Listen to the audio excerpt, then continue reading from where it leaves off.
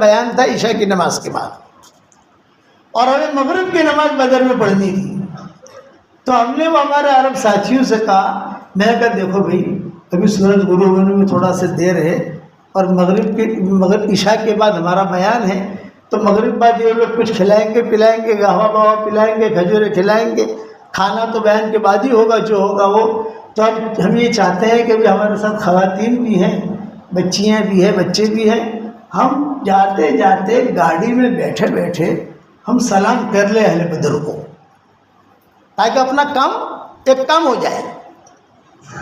تو عربوں میں عبداللہ لہیانی وغیرہ تھے، عبداللہ لہیانی بھی تھے، ابراہیم لہیانی بھی تھے، علی لہیانی بھی تھے، یہ سارا لہیانی خاندان ہے وہاں کا، وہ ہماری خدمت میں رہتا ہے وہاں پر. تو وہ سب لڑکے تو کہا شیخ آپ کی رائے صحیح ہے کہ ہم جب بدر میں انشاءاللہ داخل ہوں گے تو عصر تو پڑھ لی ہے ہم نے، مغرب پڑھنی ہے ہم کو، تو انشاءاللہ بدر میں جب داخل ہوں گے وہ سورج غروب ہونے کا وقت ہوگا تو میں گاڑی میں بیٹھے بیٹھے، عورتیں گاڑی میں بیٹھے بیٹھے پڑھ لیں گے جو پڑھنا ہو اللہ، اور تم مرد جو وہ نیچے اتر جائیں. تو ہمارے ساتھ بچے بھی تھے، ہم لوگ نیچے اترے. جب نیچے اترے تو اذانیں شروع ہو گئی بدر میں، شہدائے بدر سامنے ہیں. تھوڑی دیر کے بعد زبردست خوشبو، اور زبردست خوشبو، سب نے سارا ہمارے ساتھ جو قافلہ تھا سب نے سونگا. ہم نے ہمارے گھر والوں سے کہا بھی آپ کو موٹر میں خوشبو آ رہی؟ ہاں آ رہی ہے. اب میں نے عربوں سے کہا کہ یہ خوشبو تمہیں آ رہی؟ کہا آ رہی ہے، یہ فرشتوں کی خوشبو یا نیک جناتوں کی خوشبو، زبردست خوشبو. کسی نے خوشبو لگائی نہیں، ہم تو مکہ مکرمہ سے آ رہے ہیں. موٹر میں کون خوشبو لگاتا ہے؟ جب آدمی مسجد میں آتا ہے تو خوشبو لگاتا ہے. عربوں نے کہا کہ شیخ ہم اتنے سالوں سے آتے جاتے لیکن ایسی خوشبو ہم نے کبھی نہیں سنی. اب وہ جو امیر بدر کے بھائی تھے شیخ حمید ان کا نام تھا، ابھی بھی زندہ ہے لیکن اب بہت بیمار ہو گئے، شیخ حمید. وہ ہمیں ڈھونڈنے کے لیے آئے بھی ہمارے شیخ یونس کہاں گئے، ان کا قافلہ کہاں گیا. وہ دیکھا کہ ارے یہ لوگ تو یہاں کھڑے ہیں. وہ آئے ہمارے پاس، آپ لوگ کیا کر رہے ہیں؟ سلام پڑھ رہے ہیں. یہ سلام تو پڑھ رہے ٹھیک ہے، خوشبو آ رہی ہے؟ تو انہوں نے کہا آ رہی ہے. شیخ حمید نے کہا آ رہی ہے، یہ امیر بدر کے بھائی تھے، انہوں نے کہا آ رہی ہے. میں نے کہا ہم نے تو کبھی دیکھی نہیں. ان کو کوئی بات نہیں، ہم تو ایسی چیزیں بہت دیکھا کرتے ہیں. وہ شیخ حمید نے کہا کیا یہ چیز تو تمہارے لیے نہیں ہے، ہمارے لیے تو کوئی نئی نہیں ہے، ہم تو ایسی چیزیں بہت دیکھتے ہیں. میں نے کہا ایک چیز تو سنو. میں نے بڑے میاں سے کہا ایک چیز تو سنو.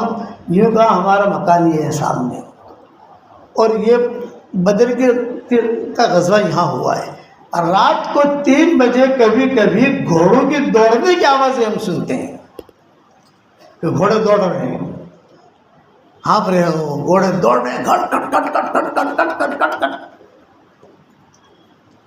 اور ایک مرتبہ نہیں، انہوں نے کہا ہم نے کئی مرتبہ سنا ہے کہ گھوڑے دوڑ رہے ہیں. جب وہ گھوڑے دوڑنے کی آواز آتی ہے تو ہماری بچیاں ہماری عورتیں سب باہر نکل آتی، سنتے رہتے ہیں تہجد کے وقت میں.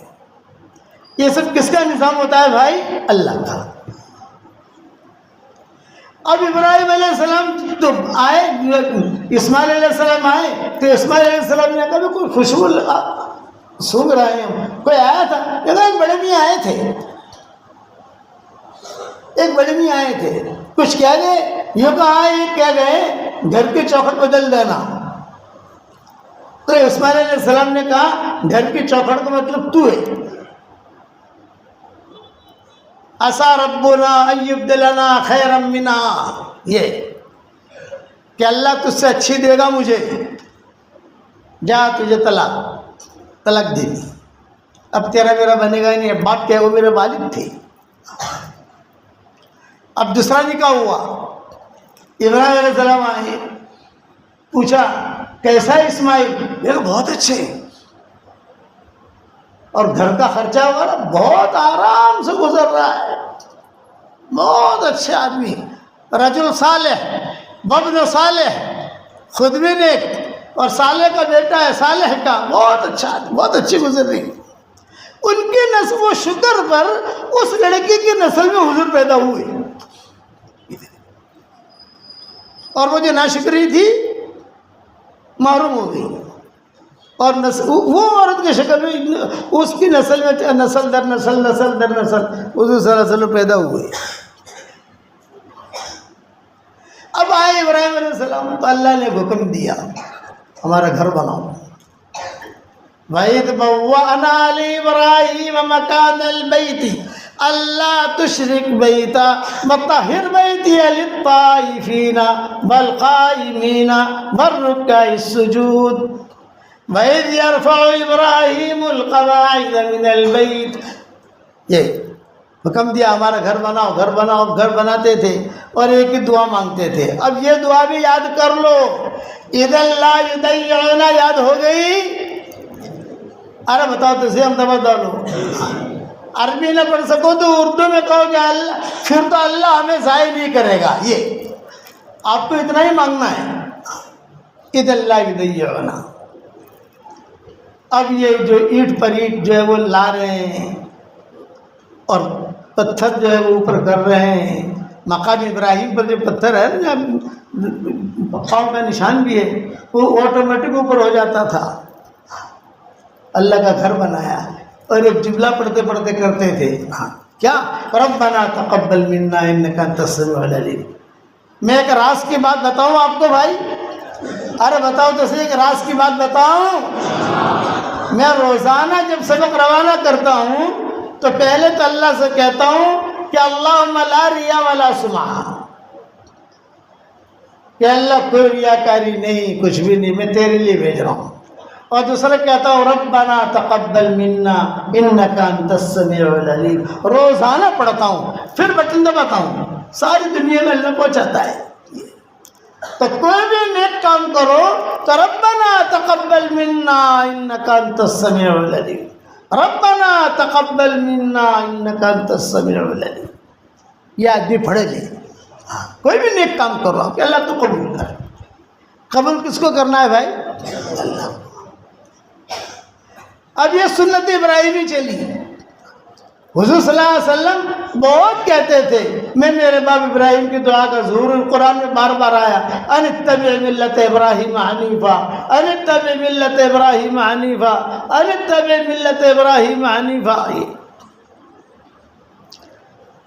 بہت لمبی تفصیل، 1 گھنٹہ ہو گیا یہ، صرف حاجرہ علیہ السلام کی قصے میں ہوا، ابھی حضرت سارہ کا تو سنایا ہی نہیں ہے میں نے، اور میں بھی بہت تھکا ہوا آیا ہوں۔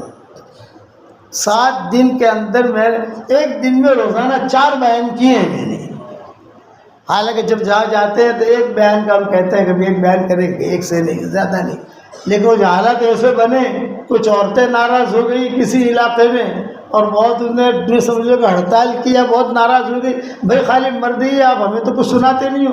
ارے بھائی سبق تو سنتی ہو، یہ کہنا لائیو سننا ہے ہم کو۔ تو ان کا بیان ہوا، علماء بیان ہوا۔ اب آپ حضرات سے میں صرف اتنا کہتا ہوں، یہ دن جو گزر رہے ہیں یہ بہت قیمتی دن ہے۔ آج کی رات، یہ جو پہلا عشرہ ہے نا ذی الحجہ کا، اس کی راتوں کی عبادت شب قدر کے برابر ہے۔ دن کا روزہ 1 سال کے روزے کے برابر ثواب ملتا ہے۔ ان راتوں کے اندر، ان دنوں کے اندر آپ 5000 روپیہ خیرات کریں، اور رمضان کے مہینے میں، رمضان کی رات میں 5000 روپیہ خیرات کریں، تو بھاؤ کس کا زیادہ ملے گا بھائی؟ اس کا بھاؤ زیادہ ملے گا، رمضان کا بھاؤ زیادہ نہیں ملے گا۔ رمضان میں شب قدر وہ تو جو ہے پتہ نہیں ہے بھائی، رات میں تلاش کرو کون سی رات ہے، کچھ پتہ نہیں۔ یہ راتیں تو 100% شب قدر جیسی ہے، 100%۔ یہ راتیں تو 100% حضور نے فرمایا شب قدر جیسی ہے۔ اس لیے احترام، حاجی جو ہے یہ سارے کے سارے جمع ہیں اور قافلہ مینا کی طرف جا رہے ہیں۔ الحجاج والعمار وفد اللہ، حجاج، عمار، عمرہ کرنے والے، حج کرنے والے، یہ اللہ کا وفد ہیں، یہ نمائندے ہیں۔ پوری امت کی طرف سے نمائندے ہیں۔ اس زمین کو اللہ نے ایسا بنایا ہے کہ کھینچتی ہے لوگوں کو۔ مینا کی سرزمین ایسی سرزمین ہے وہاں کوئی کیڑا نہیں دیکھو گے آپ، اتنا جانور کرتا ہے لیکن کوئی چل بل نہیں دیکھو گے آپ، کوئی کیڑا نہیں۔ یہاں احمد آباد میں اگر تم سمجھ گئے نا بھائی، آگل کو تو کہ وجہ وہ چھید نہیں، سمجھ میں آ گیا نا، وہاں نہیں دیکھو گے آپ، وہ اللہ کی طرف سے، اس کو اللہ نے چھانٹا ہے، بیت اللہ کو اللہ نے چھانٹا۔ پھر یہ بھی کہہ دیا قدر کرو، قدر نہیں کرو گے یہ بیت اللہ کو ہم اٹھا لیں گے۔ جا کر اسے سوچنا میں نے کیا کہا ہے۔ جب تنہائی میں آپ جاؤ نا گھر، بالکل ذہن فارغ ہو، تو سوچنا کہ مولوی صاحب نے کیا بات کہہ دی اب یہ۔ ہمارے سارے دین کے جتنے معاملات ہیں وہ آسان ہیں، کوئی مشکل نہیں ہے۔ مسجد بنانا بھی آسان ہے، پیدل جماعت میں زیادہ سے زیادہ آدمی سال لگائے گا، کتنا لگائے گا؟ 3 چلے لگاتے ہیں، 7 چلے لگاتے ہیں، پڑوس میں 7 چلے لگاتے ہیں۔ لیکن دل صاف رکھنا یہ بہت مشکل ہے۔ اس لیے اللہ کا جو معاملہ ہوتا ہے وہ دل کی صفائی کے ساتھ ہوتا ہے۔ اِعْلَمِ اللَّهُ فِي قُلُوبِكُمْ خَيْرًا يُؤْتِكُمْ خَيْرًا، تمہارے دلوں میں خیر ہوگی تو ہم تم کو خیر دیں گے۔ بیوی بھی سوئی ہوئی ہے، شوہر بھی سویا ہوا ہے، اور دونوں کے دلوں کے اندر کچرا بھرا ہوا ہے، کہاں سے اللہ کی مدد آئے گی؟ کہ صاحب ہم مسجد میں نماز بھی پڑھ رہے ہیں اور ہمارے دل جو ہے تحسبهم جميعا وقلوبهم شتى، یہ قرآن میں ہے، تحسبهم جميعا وقلوبهم شتى، ان کو سب کو دیکھیں گے آپ کے بالکل جو ہے ایسا اچھے طریقے سے بیٹھے ہوئے ہیں، نماز پڑھ رہے ہیں، سب پڑھ رہے ہیں، لیکن دلوں کے اندر اختلاف ہے، کس کے دل میں کیا، کس کے دل میں کیا، کس کے دل میں کیا۔ تو اللہ کا جو معاملہ ہوتا ہے وہ دل کے ساتھ ہوتا ہے۔ اسی لیے حدیث شریف میں آتا ہے کہ اللہ تعالیٰ تمہاری صورتوں کو نہیں دیکھتا، کہ تمہارے مال کو بھی نہیں دیکھتا کتنا مال ہے، لیکن ڈائریکٹ اللہ کی نگاہ انسان کے دل پر جاتی ہے۔ دل میں اگر گند بھری ہوئی ہے تو کوئی عبادت قبول نہیں ہوگی، اور دل صاف ہے تو عبادت بھی قبول ہوگی، دعا بھی قبول ہوگی۔ عشاء کی نماز ہم نے پڑھی اور دل کے اندر کچرا بھرا ہوا ہے، کسی کے بارے میں حسد ہے، کسی کے بارے میں بدگمانی ہے، کسی کے بارے میں کیا ہے، کسی کے بارے میں کیا ہے، تو کیا کہتے ہیں کہ نیکیاں مل جائیں گی۔ فرشتہ کیا لکھے گا کہ اس نے عشاء کی نماز پڑھ لی، فرض ادا ہو گیا، لیکن اس نماز پر جو نتیجہ نکلتا ہے وہ نہیں نکلے گا، وہ نہیں نکلے گا۔ اس لیے اس وقت میں یہ بنیادی چیز ہے کہ آدمی اپنے دل پر بھی محنت کرے۔ ظاہری نماز ہماری اچھی ہو، ہم فکر کرتے نہیں کرتے، رکوع برابر ہو، سجدہ برابر ہو، کپڑے ذرا پاک صاف ہوں، خوشبو ہو، خوش و خضوع کے ساتھ نماز پڑھیں۔ اس سے زیادہ ضروری ہے کہ آدمی کا دل جو ہے صاف ہونا چاہیے۔ جس کے دل صاف ہوتے ہیں اس کو ہوائیں بھی سلام کرتی ہیں، اور جس کے دل میں کچرا ہوتا ہے تو خیر آ کر بھی چلی جاتی ہے، دروازے پر آئے گی خیر، لیکن دیکھے گا کہ ہاں ان کے دل کے اندر کچرا ہے تو خیر نکل جائے گی۔ کسی زمانے میں افغانستان میں حالات آئے تھے، آج سے 600-700 سال پہلے کا ایک قصہ ہے۔ زلزلے آئے، عام طور سے جہاں پہاڑ ہوتے ہیں وہاں زلزلے نہیں آتے، عام طور سے یہ اللہ کا نظام ہے کہ وہاں زلزلے کم آتے ہیں، جہاں پہاڑ زیادہ ہوں قریب وہاں زلزلے کم آتے ہیں۔ وہ پہاڑ جو ہے وہ زمین کو ہلنے سے وہ روک دیتے ہیں، وہ تو وہاں پہاڑ بہت ہے، لیکن کچھ وہ حالات آئے ان پر 700 سال پہلے، کوئی لاوا پھٹا، آگ نکلی، اس میں پھر زلزلہ بھی آیا، کئی لوگ دائیں بائیں ہو گئے۔ تو تو ایک عورت اپنے چھوٹے بچوں کو لے کر وہاں سے پیدل تاشقند پہنچی. یہ سب بارڈریں ملی ہوئی ہیں، تاجکستان، ازبکستان، تاشقند، سمرقند، بخارا، ترمیز، نسائی، امام نسائی جہاں کے تھے، یہ ساری بارڈریں جو ہے ملتی ہیں. وہ بچ گئی ایک عورت اپنے بچوں کو لے کر. اس کا شوہر انتقال ہو گیا، اس کے ماں باپ مر گئے، بھائی بہن مر گئے. ابھی جان بچا کر اللہ حفاظت فرمائے. اس کو کہتے ہیں بوائق دہر، زمانے کا الٹ پھیر، کہ بیٹھا بیٹھا آدمی ہے اور اچانک جو حال آ گیا. اللہ حفاظت فرمایا. اس لیے حدیث میں دعا منگوائی کہ اللہم انی اعوذ بک من شر بوائق الدہر، اے اللہ زمانے کے الٹ پھیر سے تو میری حفاظت فرمانا. حدیثوں میں دعائیں آتی ہیں. میں نے میری کتاب اللہ کی پناہ میں یہ دعا بہت اہتمام سے لکھی ہے، اور شاید میں نے اس کے بارے میں سبق بھی دیا ہوگا، یاد نہیں ہے ابھی مجھے. جیسے ہمارے واٹس ایپ پر سبق آتے ہیں اس میں میں نے کسی جگہ پڑھوایا ہے لوگوں کو. تو یہ عورت چلتے چلتے اپنے جان بچا کر، بچوں کی جان بچا کر، میں کس کو سنا رہا ہوں یہ قصہ؟ دل کی صفائی. میرے والد صاحب رحمۃ اللہ علیہ فرماتے تھے کہ ایک مشرک ہے، اگر اس کا بھی دل صاف ہوگا نا تو سب سے پہلے اللہ اس کو ہدایت دے دے گا. یہ ابا فرماتے ہے مشرک، لیکن دل اگر صاف ہے اور یہ دل سے جو لوگوں کی خدمت کرنا سوچتا ہے، یہ کرتا ہے، تو سب سے پہلا کام اللہ کی طرف سے یہ ہوگا کہ اس کو ہدایت ملے گی، کار خیر کرنے کی توفیق ملے گی، آگے بڑھتا رہے گا وہ. تو یہ لڑکی بیچاری پہنچی تاشقند اپنے بچوں کو لے کر. تو امیر تاشقند جو تھا یہ مسلمان تھا. سیدھی گئی وہاں پر، اور وہاں جا کر اس نے اس سے کہا کہ دیکھ میں جو ہے سید گھرانے کی ہوں، اور افغانستان سے چلتے چلتے چھوٹے بچوں کو لے کر آئی ہوں. میرا سارا گھر اجڑ گیا ہے اور میں سید گھرانے کی ہوں، تو میری مدد کر. تو اس نے کہا میں تیری مدد کروں، لیکن ایک شرط کے ساتھ کہ تو سید گھرانے کی ہے تو دلیل لا، ثبوت لا، ثبوت. بھئی تو سید گھرانے کی ہے، کیا ثبوت ہے؟ کوئی رستے میں چلتے چلتے کہہ دے میں سید گھرانے کا ہوں تو ایسا تو مانا نہیں جاتا.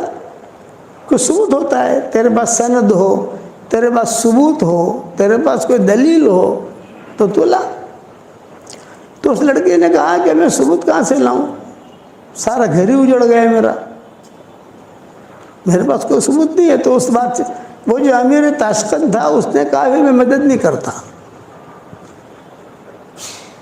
تھا مسلمان، خیر اس کے گھر پر آئی لیکن خیر کی قدر نہیں کی اس نے.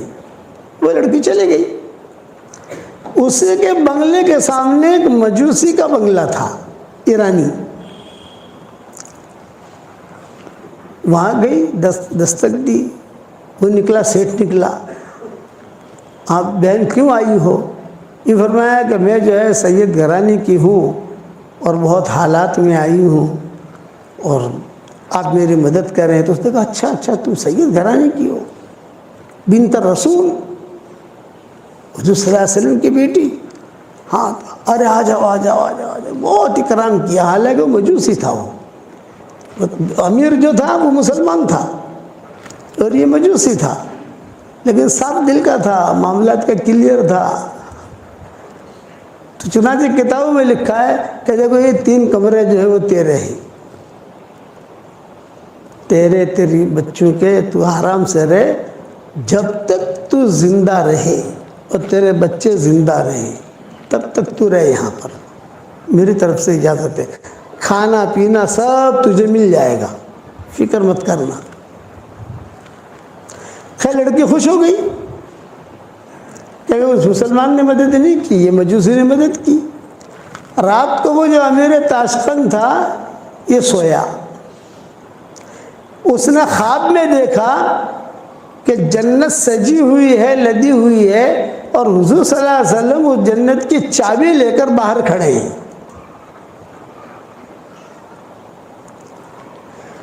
تو یہ امیر تاشقند جو مسلمان تھے گئے کہا السلام علیکم یا رسول اللہ، آپ نے کہا وعلیکم السلام، تو یہ چابی کس کی ہے جنت کی؟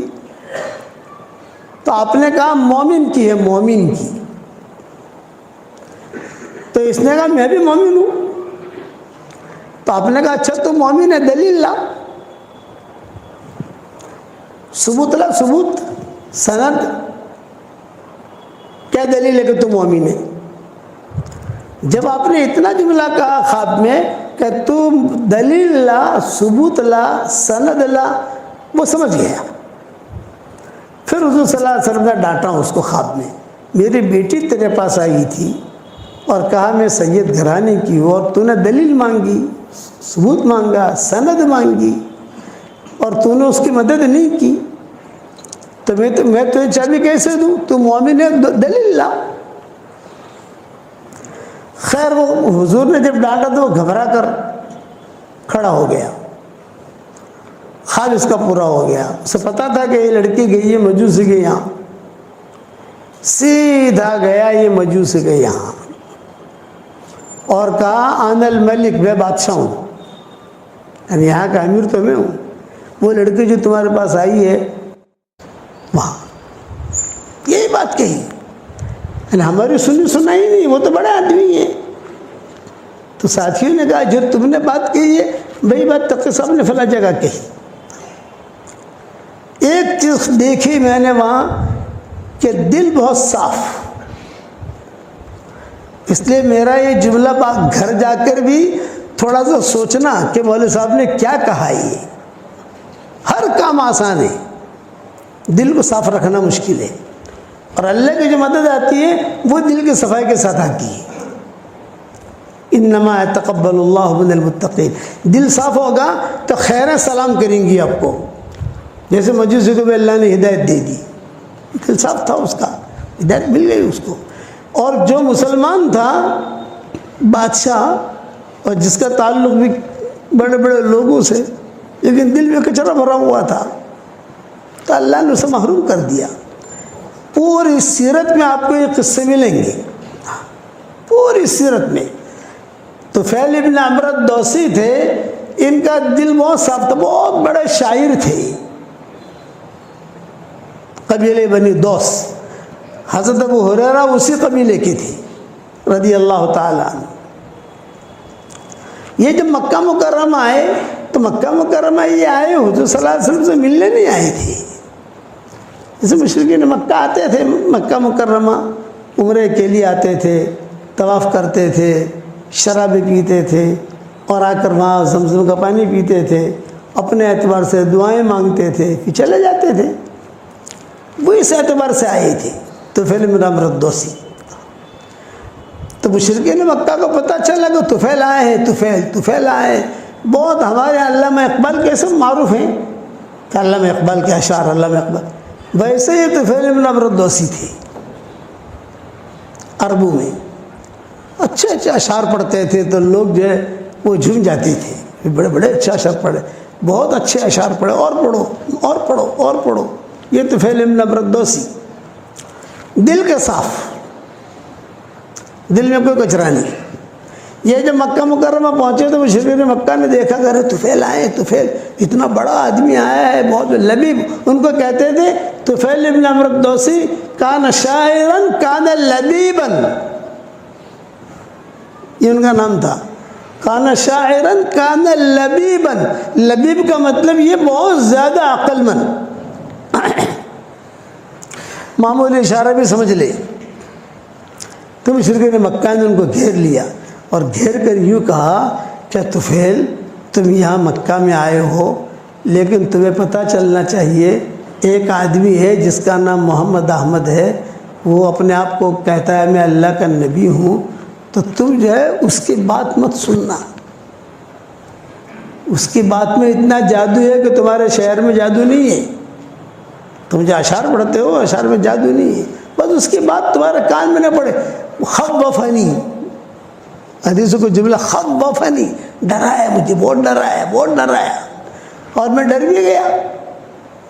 انسان جو ہے یہ تو کمزور ہے نا، کسی چیز کے بارے میں کچھ کہو تو یہ کہو بکری کو دیکھنا مت، بکری کو دیکھنا مت، تیری بات تم چلاؤ، تو لوگ یہ واقعہ دیکھنا چھوڑ دیں گے اس کو۔ انسان اثر لیتا ہے، جنات اثر نہیں لیتا۔ انسان جلد باز ہے، جنات جلد باز نہیں ہے۔ انسان جھگڑالو ہے، جنات جو جھگڑالو نہیں ہے۔ اسی لیے قرآن میں کہا وَكَانَ الْإِنسَانُ أَكْثَرَ شَيْءٍ جَدَلًا، انسان جھگڑالو۔ جنات کے بارے میں اللہ نے نہیں کہا یہ جھگڑالو ہے۔ وَكَانَ الْإِنسَانُ عَجُولًا، انسان جلد باز ہے۔ اِذَا مَسَّهُ الشَّرُّ جَزُوعًا وَإِذَا مَسَّهُ الْخَيْرُ مَنُوعًا، یہ انسان کی صفتیں بیان کی ہیں، جناتوں کی صفت بیان نہیں کی کہ ان کے یہاں جلد بازی نہیں ملے گی، ان کے یہاں جھگڑا نہیں ملے گا۔ بتھم بتھا تھوڑی بہت تو ہوگی، لیکن ہماری طرح جھگڑے نہیں ہوں گے کہ اس کو قتل کر دے وے، اس کو قتل کر دے وے، اس کا مال ہڑپ کر جاوے، اس کا مال ہڑپ کر جاوے، یہ چیز نہیں۔ اپنی زندگی گزاریں گے وہ۔ تو یہ انسان کے بارے میں کہا وَكَانَ الْإِنسَانُ أَكْثَرَ شَيْءٍ جَدَلًا۔ ان لوگوں نے جو مکہ والوں سے اتنا ڈرایا تو طفیل بن عمرو الدوسی کہتے تھے کہ مجھے اتنا ڈرایا یار، میں نے کبھی کسی کی برائی اتنی سنی نہیں جتنے انہوں نے حضور کے کیے۔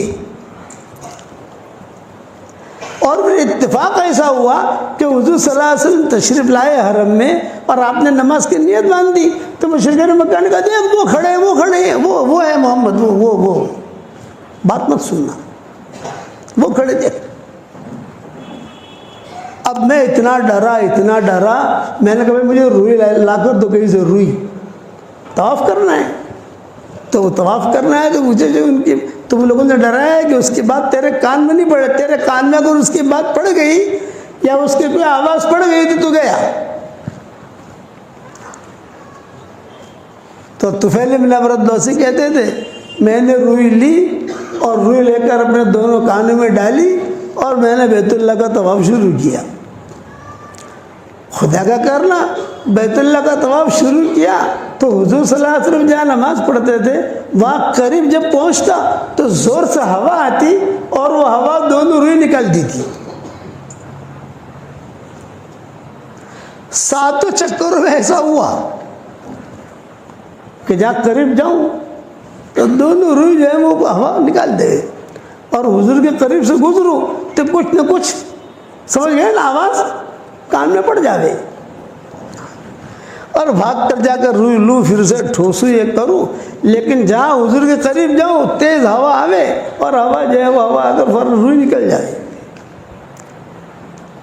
تو میں نے یہ سوچا، طفیل بن عمرو الدوسی کہتے تھے صاف دل کے آدمی تھے، کچرا نہیں تھا۔ آج آپ لوگ نیت کرو کہ ہمیں ہمارے دلوں کو صاف رکھنا ہے، اور بہت تنہائی میں بیٹھ کے یہ میرا مضمون سوچنا کہ پیدل جماعت میں وقت لگانا بھی آسان ہے، اور پیر کے پاس جانا بھی آسان ہے، مرید بننا بھی آسان ہے، مرید بنانا بھی آسان ہے، قرآن پڑھنا بھی آسان ہے، پیدل حج کرنا بھی آسان ہے، زکوٰۃ نکالنا بھی آسان ہے، لیکن دل کو صاف رکھنا یہ کڑا امتحان ہے، بہت سخت امتحان ہے۔ اذ ختم اللہ علی قلوبہم وعلی سمعہم وعلی ابصارہم غشاوہ، پہلے دل لائے، فی قلوبہم مرض فزادہم اللہ مرضا، دلوں کے اندر بیماریاں تھی تو بیماری کو اللہ نے اور بڑھا دیا۔ تو طفیل بن عمرو الدوسی کہتے تھے میں نے جب طواف پورا کر لیا تو میرے دل میں یہ بات آئی کہ یار طفیل تو بہت بڑا شاعر ہے، لبیب ہے، سمجھدار ہے، ذرا محمد سے بات تو کرو۔ بیٹھ گئے حضور کے پاس اور حضور صلی اللہ علیہ وسلم سے کہا کہ آپ کون ہیں، کیا چاہتے ہیں، آپ کے گھر والے، آپ کے سب رشتہ دار یہ سارے کے سارے آپ کی مخالفت کرتے ہیں۔ آپ نے فرمایا میں کچھ نہیں چاہتا۔ حضور صلی اللہ علیہ وسلم نے قرآن کی آیتیں پڑھنی شروع کی۔ قرآن تو قرآن ہے، قرآن ایسا کلام ہے کہ جس کا دل صاف ہوگا تو ڈائریکٹ دل پر اثر کرے گا، اور جس کے دل میں کچرا ہوگا وہ اس کا دل اثر کرے گا ہی نہیں۔ قرآن کا کوئی اثر نہیں ہوگا اس پر۔ اسی لیے حضور صلی اللہ علیہ وسلم دعا مانگتے تھے کہ اللہ اللہم طہر قلبی من النفاق، اے اللہ میرے دل کو تو پاک کر نفاق سے۔ اب نبی منافق ہو سکتا ہے بھائی؟ حضور دعا مانگتے تھے کہ اللہم طہر قلبی من النفاق، اللہم انی اسألک قلبا سلیما۔ آپ نے فرمایا جب لوگ مال بہت جمع کریں نا، یہ صحیح حدیثوں میں آتا ہے، صورت میں آج کل مال بہت آ رہا ہے نا بھائی، ارے ہاں تو کہو یار، کتنا ہم کو بھی تو انداز لگتا ہے، ہم گلی میں داخل ہوتے ہیں سمجھ جاتے ہیں کتنا اوپر جا رہا ہے کتنا نیچے آ رہا ہے، ساری دنیا میں جاتے ہیں۔ تو جب مال لوگ بہت جمع کریں تو اللہ تعالیٰ سے دل کی صفائی مانگو، اللہم انی اسألک قلبا سلیما۔ لمبی حدیث ہے، اس کا ایک ٹکڑا میں نے کہہ دیا کہ اللہم انی اسألک قلبا سلیما، الا من اتى اللہ بقلب سلیم، قرآن میں اذ جاء ربہ بقلب سلیم۔ تو یہ طفیل بن عمرو الدوسی جو تھے یہ قلب سلیم والے تھے، حضور صلی اللہ علیہ وسلم نے کچھ نہیں کہا، حضور نے قرآن کی آیتیں پڑھی، بس جہاں حضور نے قرآن کی آیتیں پڑھی تو پہلے یوں دیکھتے تھے حضور کو، اور وہ جو ہے حضور قرآن کی آیت پڑھتے گئے آہستہ آہستہ آہستہ آہستہ، ان کی نگاہیں نیچے ہوتی گئی۔ یہ پہلے پاؤں پھیلا کر بیٹھے تھے، بعد میں پاؤں جو ہے سکڑ لیے، قرآن ہے۔ تو پھر حضور صلی اللہ علیہ وسلم سے پوچھا تھا آپ چاہتے کیا؟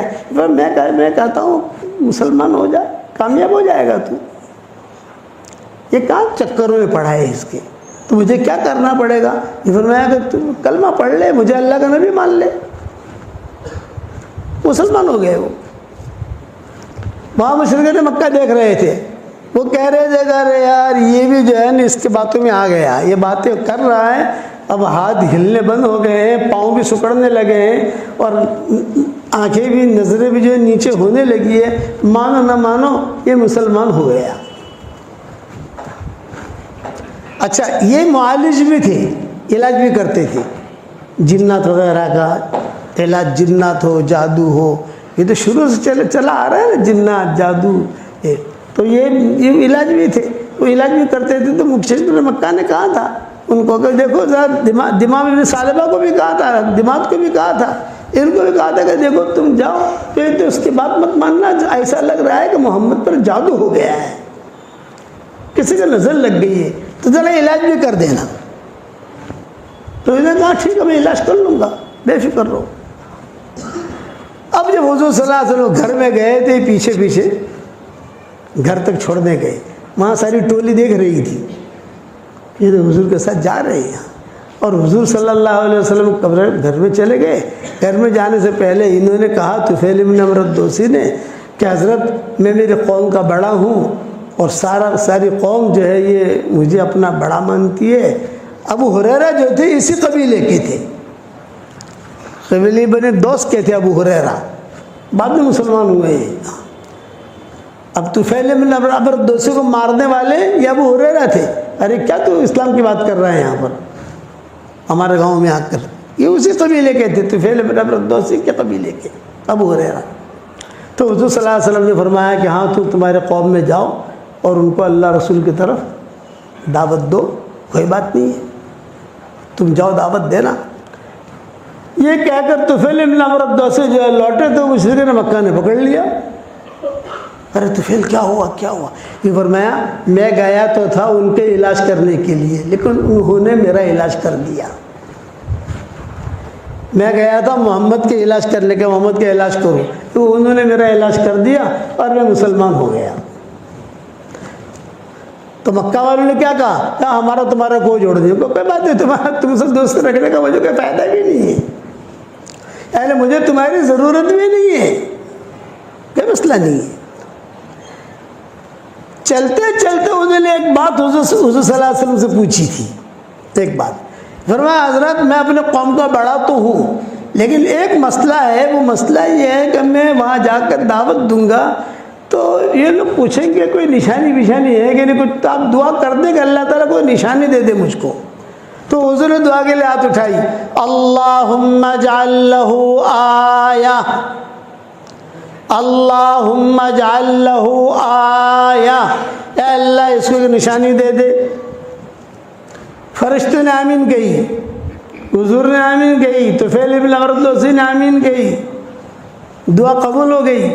طفیل ابن عمرو الدوسی کہتے ہیں میں مشرکین مکہ میں اعلان کر کے نکلا بھی میں تو مسلمان ہو گیا ہوں، میں تو جا رہا ہوں، اور کوئی بات نہیں۔ اب یہ روانہ ہوئے، اپنے قبیلے میں پہنچے۔ ان کا قبیلہ پہاڑوں کے بیچ میں رہتا تھا، یعنی ان کے قبیلے میں جانا ہو، داخل ہونا ہو تو جب پہاڑ سے اتر کر پھر نیچے جاؤ آپ تو ان کا قبیلہ ملے گا۔ سب کے گھر رہتے تھے وہاں، اور چاروں طرف پہاڑیاں۔ جب میں پہاڑی کے اوپر سے نیچے اترا تو اچانک میرے پیشانی سے نور نکلا، یہ طفیل کہتے تھے۔ اچانک میں گھبرا گیا، ارے کیا؟ اور میرا جو قبیلہ تھا یہ پورا کا پورا روشن ہو رہا ہے، جہاں دیکھوں وہاں روشنی، جہاں دیکھوں وہاں روشنی، یوں دیکھوں تو یوں روشنی، یوں دیکھوں تو یوں روشنی، یہ دیکھوں تو یوں روشنی۔ میں گھبرایا، پھر مجھے اچانک یاد آیا کہ ارے حضور صلی اللہ علیہ وسلم نے دعا مانگی تھی نا، اللہم اجعل لہ آیہ، اے اللہ ایک نشانی دینا ہے اس کو، یہ نشانی ہے۔ تو میں نے اللہ سے کہا اللہم فی غیر وجہ، یہ حدیث کے جملے ہیں، اللہم فی غیر وجہ، کیا مطلب؟ اے اللہ یہ نشانی ہے، یہ تو میں نے حضور صلی اللہ علیہ وسلم سے کہی تھی، وہی دعا قبول ہوئے، لیکن اللہ پاک یہاں سے میرا یہ نور ہٹا دے، اس لیے کہ اس روشنی کو لے کر، اس نور کو لے کے میں جاؤں گا تو میری قوم کہے گی تو نے اپنا دھرم چھوڑا تھا، تیرا چہرہ بھی بگڑ گیا۔